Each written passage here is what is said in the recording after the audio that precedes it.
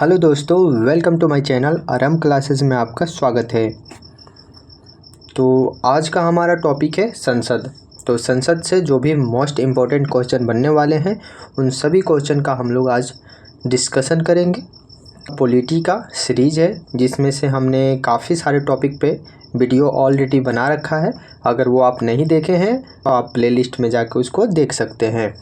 अगर इस चैनल पर पहली बार आए होंगे तो सब्सक्राइब कर लीजिएगा, क्योंकि आपका सपोर्ट हमारा मेहनत है। जो भी आपके एग्ज़ाम होंगे आने वाले हैं जो भी, उन सभी के लिए काफ़ी इम्पोर्टेंट होगा, क्योंकि हमेशा एक या दो क्वेश्चन इस चैप्टर से रहता ही रहता है। तो चलिए शुरू करते हैं। आज का हमारा पहला क्वेश्चन है, भारत की संघीय व्यवस्थापिका को किस नाम से जाना जाता है? तो भारत की संघीय व्यवस्थापिका कहने से मतलब है कि संसद। हमारा जो भारतीय संसद है उसी को बोलते हैं संघीय व्यवस्थापिका, जो व्यवस्था देखता है। तो इसका राइट आंसर डी हो जाएगा। संसद ही क्या है? हमारा संघीय व्यवस्थापिका है। नेक्स्ट क्वेश्चन है, भारतीय संसद के कितने सदन होते हैं? सदन पूछा है तो आपको मालूम होगा कि दो सदन होते हैं, एक होता है लोकसभा और एक राज्यसभा। तो इसका राइट आंसर बी हो जाएगा कि भारतीय संसद के दो सदन होते हैं, और उसमें सबसे जो उच्च सदन बोला जाता है वो बोला जाता है राज्यसभा को, और जो निम्न सदन होता है वो होता है लोकसभा को। इसी लोकसभा को ही कहते हैं जनता का सदन। नेक्स्ट क्वेश्चन है, संसद का लोकप्रिय सदन है। तभी हमने बताया कि लोकप्रिय सदन कौन होता है, तो वो लोकसभा होता है। तो लोकप्रिय लोकसभा, ऐसा क्यों? क्योंकि लोकसभा में जो एमपी चुन के जाते हैं वो जनता द्वारा प्रत्यक्ष रूप से चुन के जाते हैं, इसीलिए यह जनता का सदन है लोकसभा, और इसी को लोकप्रिय सदन भी कहा जाता है। इसका और दो चार नाम है, जैसे इसको निम्न सदन बोला जाता है और युवाओं का सदन भी बोला जाता है। तो इस तरह से इसके कुछ नाम हैं। वहीं राज्यसभा, तो राज्यसभा बुजुर्गों का सदन होता है, ये उच्च सदन भी होता है। तो इसका राइट आंसर हो जाएगा ए, लोकसभा। नेक्स्ट क्वेश्चन है, संसद की अस्थाई सदन है। तो संसद का अस्थाई सदन कौन होता है? तो अस्थाई वही होगा जिसको हम भंग नहीं कर सकते हैं। तो भंग राज्यसभा कभी नहीं होता है। तो इसका राइट आंसर हो जाएगा बी, राज्यसभा हमारा क्या है? तो अस्थाई सदन है। जबकि लोकसभा को भंग किया जाता है, और जैसे आपका मालूम है कि सरकार जो बनी है अगर वो गिर जाती है तो दूसरी जब सरकार आती है तो नया लोकसभा का सृजन होता है। तो इस तरह से लोकसभा का विघटन होता है, लेकिन राज्यसभा का विघटन नहीं होता है। क्वेश्चन है, भारतीय संसद में शामिल है। तो भारतीय संसद में शामिल कौन होता है, अर्थात भारतीय संसद का अंग कितना होता है? तो 3 होता है, एक लोकसभा, एक राज्यसभा, और उसमें साथ में रहता है राष्ट्रपति। तो इन तीनों से मिल के ही बनता है हमारा संसद। तो इसका राइट आंसर हमारा क्या हो जाएगा? डी हो जाएगा, लोकसभा, राज्यसभा और राष्ट्रपति। तो इसका राइट आंसर डी हो गया। नेक्स्ट क्वेश्चन है, भारत के संविधान में कहा गया है कि भारत के संसद के 3 अंग होते हैं। इनमें से एक अंग है लोकसभा, अभी हमने देखा, दूसरा अंग राज्यसभा, जबकि तीसरा अंग क्या है? तो तीसरा अंग के बारे में पूछा है। तो लोकसभा, राज्यसभा और तीसरा याद रखिएगा राष्ट्रपति। इन तीनों से मिल के बनता है हमारा संसद। तो इसका राइट आंसर क्या हो जाएगा? ए, राष्ट्रपति। नेक्स्ट क्वेश्चन है, भारतीय संसद के कितने अंग है? तो भारतीय संसद के कितने अंग है? तो 3 अंग है।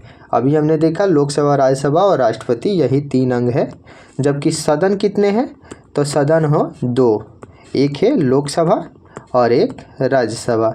तो इस तरह से सदन पूछे तो 2 बताइएगा, और अगर संसद के अंग पूछे तो वो 3 हो जाएगा। नेक्स्ट क्वेश्चन है, भारतीय संसद के किस अनुच्छेद में कहा गया है कि संघ के लिए एक संसद होगी जो राष्ट्रपति और 2 सदन से मिलकर बनेगी? तो ये किस अनुच्छेद में कहा गया है? तो इसके लिए अनुच्छेद है 79। इसका राइट आंसर बी हो जाएगा। अनुच्छेद 79 में कहा गया है कि जो संसद है उसके 3 अंग है, और कौन कौन? तो लोकसभा, राज्यसभा और राष्ट्रपति। नेक्स्ट क्वेश्चन है, निम्नलिखित कथनों में कौन सही है? तो सही ढूंढना है। इसमें पहला दिया है लोकसभा भारतीय जनता की प्रतिनिधि सभा है। बिल्कुल सही, आपको मालूम है कि जनता द्वारा चुन के जाते हैं लोकसभा के सदस्य। वहीं राज्यसभा संसद का उच्च सदन है, ये भी बात सही है कि राज्यसभा उच्च सदन है और लोकसभा निम्न सदन है। राज्यसभा राज्यों का प्रतिनिधित्व करता है, तो बिल्कुल सही, ये राज्य के जो विधानसभा सदस्य होते हैं उनके द्वारा चुन के राज्यसभा में भेजा जाता है, तो बिल्कुल इसका ये भी बात सही है। तो इसमें पूछा है सही कौन है, तो उपयुक्त तीनों सही कथन है, तो इसका राइट आंसर डी हो जाएगा। नेक्स्ट क्वेश्चन है संसद का निम्न सदन और उच्च सदन क्रमशः है, तो निम्न सदन है लोकसभा और उच्च सदन बोलते हैं राज्यसभा को, तो इसका राइट आंसर बी हो जाएगा। लोकसभा है हमारा निम्न सदन और राज्यसभा उच्च सदन। कैसा लग रहा है आपको ये डिस्कशन दोस्तों? आप इसको कमेंट में बताइएगा कि आपको कैसा लगा मेरा मेहनत, और इसी तरह से हमेशा पूरा क्लियरली आपको हर क्वेश्चन का डिस्कशन कराया जाएगा। आप इससे जुड़ जाइए और अपने तैयारी को बेहतर बनाइए। चलिए अगला क्वेश्चन देखते हैं। संसद को भंग करने के लिए कौन सक्षम है? तो संसद को भंग कौन कर सकता है? कहने का मतलब है सिंपली लोकसभा भंग होता है, तो लोकसभा को ही भंग कौन कर सकता है? तो राष्ट्रपति। इसका राइट आंसर ए हो जाएगा, राष्ट्रपति इसको भंग करते हैं, लेकिन प्रधानमंत्री के सलाह से लोकसभा भंग किया जाता है। नेक्स्ट क्वेश्चन है संसद के कितने सत्र होते हैं? तो संसद में सत्र अगर पूछे, जो सेशन होता है, मीटिंग होता है, वो 3 होते हैं। कौन कौन? तो बजट सत्र होता है, मानसून सत्र भी होता है और शीतकालीन सत्र, ये तीनों सत्र होते हैं, तो इसका राइट आंसर डी हो जाएगा, उपयुक्त सभी। वहीं बजट सत्र जो अगर देखें तो बजट सत्र होता है फरवरी, मार्च, अप्रैल और मई तक, ये 4 महीने का होता है। वहीं मानसून सत्र अगर देखें तो ये होता है जून से लेकर अगस्त तक, तो ये कितना 3 महीने हो गया, जून, जुलाई, अगस्त, 1 महीने का बीच में गैप मिला। वहीं 1 महीने गैप करके शीतकालीन सत्र हो जाता है अक्टूबर और नवंबर। तो अक्टूबर और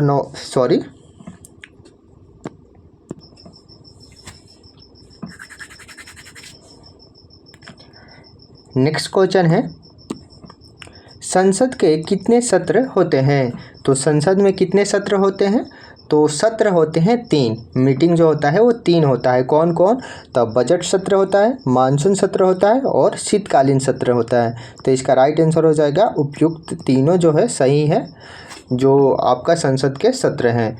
तो बजट सत्र का अगर टाइम देखिएगा तो बजट सत्र होता है, इसका टाइम कितना होता है? तो होता है फरवरी के बाद होगा मार्च, अप्रैल और मई, तो फरवरी से लेकर मई तक कुल 4 महीने होता है बजट सत्र। उसके बाद आता है 1 महीने गैप करके मानसून सत्र, तो मई के बाद होता है जून, गैप हो जाएगा, तो जुलाई और अगस्त और सितंबर, ये 3 महीने का जो होता है ये होता है आपका मानसून सत्र। उसके बाद शीतकालीन सत्र 1 महीने का फिर गैप करके सितंबर के बाद अक्टूबर को गैप कर देंगे, और नवंबर और दिसंबर, तो ये नवंबर और दिसंबर में क्या होता है? ये होता है आपका शीतकालीन सत्र 2 महीने का। तो आप हर एक महीने गैप करके जो सबसे बड़ा सत्र है वो है बजट सत्र और छोटा सत्र शीतकालीन सत्र, तो ये तीनों सत्र आपको याद हो गया होगा। नेक्स्ट क्वेश्चन है संसद के 2 सत्रों के बीच अधिकतम कितना अंतराल दिया जा सकता है? तो जो भी संसद के जो सत्र होते हैं उनके 2 सत्रों के बीच ज़्यादा से ज़्यादा 6 महीने का अंतर हो सकता है, इससे ज़्यादा अंतर हम नहीं कर सकते हैं, मतलब 6 महीने के अंदर ही दूसरा मीटिंग होना चाहिए, तो इसका राइट आंसर सी हो जाएगा, 6 महीने। नेक्स्ट क्वेश्चन है संसद के दोनों सदनों की संयुक्त अधिवेशन आयोजित होती है, तो कब होती है आयोजित? तो भारत के राष्ट्रपति के निर्वाचन के लिए, ऐसा नहीं है, भारत के उपराष्ट्रपति के निर्वाचन के लिए, ये भी नहीं बात है, संविधान में संशोधन से संबंधित विधेयक को पारित करने के लिए, तो ये भी बात नहीं है, संशोधन जो संविधान में संशोधन विधेयक आएगा तो वो दोनों सदन से पास होना चाहिए। ऐसे विधेयक जिन पर विचार करने और उससे पारित करने के लिए जिस पर दोनों सदनों में मतभेद हो, निम्नलिखित कोड का सही चयन कीजिए। तो बिल्कुल सही, मतभेद जहां आपको दिखेगा कि उसमें मतभेद हुआ है या कोई प्रॉब्लम आई है, तो उसी टाइम में क्या होता है, संयुक्त अधिवेशन का आयोजन किया जाता है। तो इसका राइट आंसर क्या हो जाएगा, 4। तो केवल 4 है जिस टाइम संयुक्त अधिवेशन बुलाया जाता है। तो राइट आंसर इसका डी हो जाएगा। केवल 4वां कथन जो है वो सही है। नेक्स्ट क्वेश्चन है, भारतीय संसद के दोनों सदनों की संयुक्त बैठक किस संबंध में होती है। तो अभी हमने देखा कि त्रुटि जब होता है, कोई मतभेद होता है, तभी होता है। तो संविधान संशोधन विधेयक नहीं, वित्त विधेयक में बिल्कुल नहीं, साधारण विधेयक बिल्कुल सही। साधारण विधेयक ही जो है इसी टाइम हम लोग संयुक्त बैठक बोल सकते हैं। संयुक्त बैठक का प्रावधान किया जाता है। साधारण विधेयक इसी में जो मतभेद होता है उसी के जरिए, जबकि जो भी विधेयक आता है आप देखते होंगे, संविधान संशोधन विधेयक हो या वित्त विधेयक हो, इसे अलग अलग पारित करवाना ही पड़ता है। नेक्स्ट क्वेश्चन है, लोकसभा और राज्यसभा की संयुक्त बैठक कब होती है। तो जब लोकसभा और राज्यसभा में कोई मतभेद हो। तो बिल्कुल इसका राइट आंसर बी हो जाएगा। लोकसभा और राज्यसभा में मतभेद होने से ही संयुक्त बैठक का आयोजन किया जाता है। और संयुक्त बैठक बुलाते कौन है, तो राष्ट्रपति बुलाते हैं, और इसकी अध्यक्षता राष्ट्रपति ना करके बल्कि लोकसभा अध्यक्ष करते हैं। तो ये बात याद रखिएगा, बुलाने का काम राष्ट्रपति का है, लेकिन इसकी जो अध्यक्षता करेंगे वो लोकसभा अध्यक्ष करेंगे। नेक्स्ट क्वेश्चन है, स्वतंत्र भारत के संसदीय इतिहास में अभी तक कितनी बार संयुक्त बैठक बुलाई गई है। तो संयुक्त बैठक के आयोजन जो है अभी तक 3 बार हो चुका है। तो इसका राइट आंसर सी हो जाएगा। अभी तक कितनी बार संयुक्त बैठक बुलाई गई है, तो 3 बार। नेक्स्ट क्वेश्चन है, क्या राष्ट्रपति और उपराष्ट्रपति कभी संयुक्त अधिवेशन की अध्यक्षता करते हैं। तो अभी हमने बताया कि ऐसा कभी नहीं हो सकता है जिसमें राष्ट्रपति या उपराष्ट्रपति संयुक्त अधिवेशन की अध्यक्षता करे।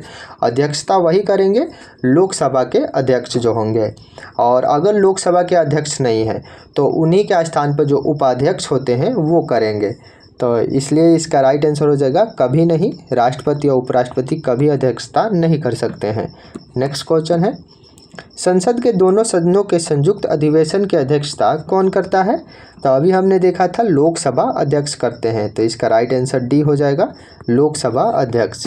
नेक्स्ट क्वेश्चन है, संसद के संयुक्त बैठक को कौन संबोधित करता है। तो कौन संबोधित करता है, तो स्पीकर करते हैं, उन्हीं को लोकसभा अध्यक्ष बोलते हैं। तो इसका राइट आंसर बी हो जाएगा, लोकसभा अध्यक्ष या स्पीकर। नेक्स्ट क्वेश्चन है, संसद की कार्यवाही सूची में प्रथम विषय होता है। तो संसद की जो कार्यवाही सूची होती है उसमें प्रथम जो विषय होता है जब कार्यवाही शुरू होती है तो उसमें होता है प्रश्नकाल। उसको बोलते हैं प्रश्नकाल से ही संसद का कार्यवाही शुरू होता है, और जो प्रश्नकाल के बाद तुरंत जो टाइम होता है उसे बोलते हैं शून्यकाल। तो इसका राइट आंसर हो जाएगा बी, प्रश्नकाल। नेक्स्ट क्वेश्चन है, कौन सी प्रथा संसदीय प्रणाली को भारत की देन है। तो संसदीय प्रणाली में वो कौन सी व्यवस्था है जो भारत में शुरू हुई थी, तो वो हुआ था शून्यकाल। जो प्रश्नकाल के बाद का जो 1 घंटा टाइम पीरियड होता है शून्यकाल का, इसकी जो देन है वो भारतीय संसद की है। तो इसका राइट आंसर हो जाएगा ए, शून्यकाल जो है वो भारतीय संसद की उपज है या देन है। नेक्स्ट क्वेश्चन है, संसद के किस सदन की सदस्यता तब समाप्त समझी जाती है यदि वह बिना सदन को सूचित किए अनुपस्थित रहता है। तो अगर कोई संसद का सदस्य अर्थात सांसद बिना सूचना दिए 60 दिन से ज़्यादा अगर उपस्थित नहीं होता है, 60 दिन से ज़्यादा हो जाता है उसको उपस्थित हुए, तो उस स्थिति में उसकी जो सदस्यता होती है वो रद्द कर दी जाती है। तो इसका राइट आंसर क्या हो जाएगा, ए, 60 दिन। अर्थात 60 दिन के अंदर या तो वो सूचना देकर जाए या सूचना न दे तो हाजिर हो जाए। तो इसलिए इसका राइट आंसर ए हो जाएगा, 60 दिन। नेक्स्ट क्वेश्चन है, एक वर्ष में कम से कम कितनी बार संसद की बैठक होना आवश्यक है। तो एक वर्ष में कम से कम 2 बैठक जरूर होना चाहिए। अर्थात 2 बैठक एक वर्ष में कराना अनिवार्य है, और उसके बीच में भी 6 महीने का गैप ज़्यादा नहीं होना चाहिए। 6 महीने के गैप से ज़्यादा नहीं होना चाहिए। तो इसका राइट आंसर क्या हो जाएगा, बी, 2 बार। नेक्स्ट क्वेश्चन है, निम्न विधेयकों में से किसका एक भारतीय संसद के दोनों सदनों द्वारा अलग अलग विशेष बहुमत से पारित होना आवश्यक है। तो दोनों सदनों से अलग अलग वो कौन सा विधेयक है जिसको पास करवाना पड़ता है। तो साधारण विधेयक तो अभी हम देखें कि संयुक्त अधिवेशन में एथी हो जाता है, संयुक्त बैठक में भी पास करवाया जा सकता है। वित्त विधेयक, धन विधेयक और संविधान संशोधन विधेयक। तो वित्त विधेयक पे भी तो लोकसभा का ज़्यादा अधिकार होता है, लेकिन जो संविधान संशोधन विधेयक है उसको पास करवाने के लिए दोनों सदन से अलग अलग पास करवाना अनिवार्य होता है। तो इसका राइट आंसर हो जाएगा डी, संविधान संशोधन विधेयक को पास करवाना जरूरी होता है दोनों सदनों से। नेक्स्ट क्वेश्चन है, संसदों के वेतन का निर्णय कौन करता है। तो संसद के वेतन का निर्णय खुद संसद करता है। तो सांसद को जो वेतन मिलता है वो संसद ही मिलके इस पे निर्णय लेती है।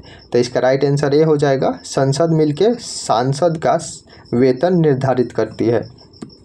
नेक्स्ट क्वेश्चन है, संसद के कुल सदस्यों का कितना भाग वैधानिक चैम्बर की मीटिंग बुलाने के लिए आवश्यक गणपूर्ति है, अर्थात इसी को बोलते हैं एक नाम कोरम। तो कोरम के लिए कितनी सदस्यों को ज़रूरत पड़ती है, तो 110, 1/10 जो हिस्सा है उतने सदस्य अगर आएंगे तभी मीटिंग होगी, या तो नहीं अगर आएंगे तो रद्द कर दी जाएगी। तो इसका राइट आंसर ए हो जाएगा कि 1/10 अगर सदस्य आते हैं तो उनकी मीटिंग होगी या चालू रहेगी, इसी को बोलते हैं कोरम। तो कोरम के लिए कितने सदस्य चाहिए, 1/10 सदस्य। नेक्स्ट क्वेश्चन है, संसदीय प्रणाली वाली सरकार को अन्य किस नाम से जाना जाता है। तो संसदीय प्रणाली वाली सरकार को किस नाम से जानते हैं, तो वो जानते हैं संघीय सरकार।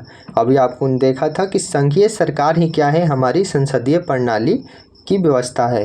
तो बिल्कुल इसका राइट आंसर सी हो जाएगा। और संघीय सरकार की जो अवधारणा है कहाँ से ली गई है, तो इंग्लैंड से। ये भी याद रखिएगा कि इंग्लैंड से हम लोग लिए हैं संघीय सरकार की व्यवस्था। नेक्स्ट क्वेश्चन है, भारतीय राजनीतिक व्यवस्था में कार्यपालिका किसके अधीन रह के कार्य करती है। तो कार्यपालिका जो किसके अधीन में कार्य करती है, तो न्यायपालिका के।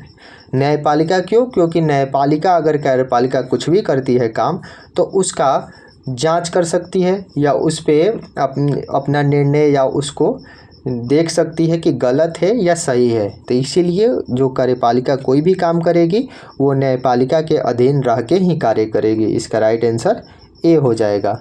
नेक्स्ट क्वेश्चन है, संविधान लागू होने के बाद सर्वप्रथम त्रिशंकु संसद अर्थात हैंग्ड पार्लियामेंट का गठन कब हुआ था। तो त्रिशंकु संसद का गठन किया गया था जब हमारा भारत देश आज़ाद हुआ, उसके बाद कुछ दिन के बाद त्रिशंकु संसद का गठन हुआ था। और उस टाइम कौन था तो वो था 1989। इसका राइट आंसर भी हो जाएगा। 1989 में हमारे संविधान के तहत त्रिशंकु संसद का गठन किया गया था। नेक्स्ट क्वेश्चन है, अस्थायी संसद भारत में कब तक अस्तित्व में रही। तो अस्थायी संसद पूछ रहा है, मतलब संसद जब नहीं बनी थी उससे पहले जो संविधान सभा बना था, तो संविधान सभा ही क्या किया कि जब तक संसद नहीं काम में आई, मतलब उसका गठन नहीं हुआ, उससे पहले वही काम कर रहा था संसद के रूप में। तो कब तक वो काम किया था, तो 17 अप्रैल 1952। और 17 अप्रैल 1952 को ही क्या हुआ, भारत की जो संसद है उसका व्यवस्था की गई। तो इसका राइट आंसर डी हो जाएगा, 17 अप्रैल 1952 में। नेक्स्ट क्वेश्चन है, संसद के दोनों सदनों का सत्रावसान कौन करता है। तो सत्रावसान पूछे या सत्र का आयोजन करने का, ये दोनों काम राष्ट्रपति करते हैं। तो इसका राइट आंसर बी हो जाएगा। राष्ट्रपति का काम होता है संयुक्त अधिवेशन बुलाना या संसद के दोनों सदनों का जो होता है संयुक्त अधिवेशन उसका सत्रावसान करना। तो बिल्कुल इसका राइट आंसर बी हो गया। नेक्स्ट क्वेश्चन है, संसद के किन सदस्यों को गैर सरकारी सदस्य कहा जाता है। तो गैर सरकारी कहने से मतलब है कि मंत्री नहीं होंगे, अर्थात जो भी मंत्री होते हैं उनको बोला जाता है संसद का सरकारी सदस्य। बाकी जितने भी सदस्य होते हैं उनको गैर सरकारी सदस्य कहा जाता है। तो इसका राइट आंसर हो जाएगा मंत्री के अलावा अन्य प्रत्येक सांसद को क्या कहेंगे, गैर सरकारी सदस्य कहेंगे। तो इसका राइट आंसर बी हो गया। ये नहीं कैबिनेट मंत्री या विशेष करके जो मंत्री होते हैं उन मंत्रियों से मतलब नहीं है। अगर वो मंत्री हैं, कोई भी मंत्री हो तो उनको सरकारी सदस्य बोलेंगे, अगर वो मंत्री नहीं है तो गैर सरकारी सदस्य बोलेंगे। नेक्स्ट क्वेश्चन है, भारत सरकार के निर्णयानुसार सांसद का एक सदस्य अपने क्षेत्र के विकासतम कार्यक्रमों हेतु कितनी राशि खर्च कर सकता है। तो अगर देखें तो एक सांसद जो होता है वो अपने विकास के क्षेत्र में कितना रुपया खर्च कर सकता है, तो वो करता है 5 करोड़ रुपये। इसका राइट आंसर डी हो जाएगा।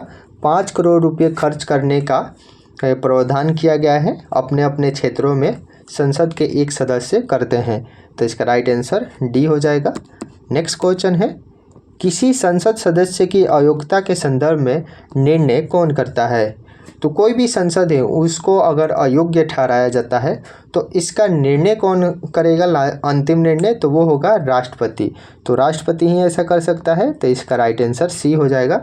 राष्ट्रपति संसद के अयोग्यता के बारे में निर्णय लेता है। नेक्स्ट क्वेश्चन है, भारत की संचित निधि से धन निर्गम पर किसका नियंत्रण होता है। तो भारत की अगर संचित निधि से अगर धन निकाला जाता है तो इस पे अधिकार किसका होता है, तो इस पे नियंत्रण होता है संसद का।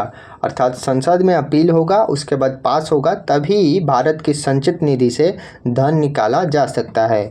तो इसका राइट आंसर हो जाएगा डी। संसद के पास यह अधिकार होता है कि वो संचित निधि से विशेष परिस्थिति में धन निकाल सकें। तो ये थे क्वेश्चन संसद से रिलेटेड। तो आई होप आपको अच्छा लगा होगा। अगर अच्छा लगा है तो आप इस वीडियो को लाइक कर लीजिए, और अगर चैनल पर पहली बार आए हैं तो सब्सक्राइब करना ना भूलिए। चलिए मिलते हैं नेक्स्ट वीडियो में। जय हिंद।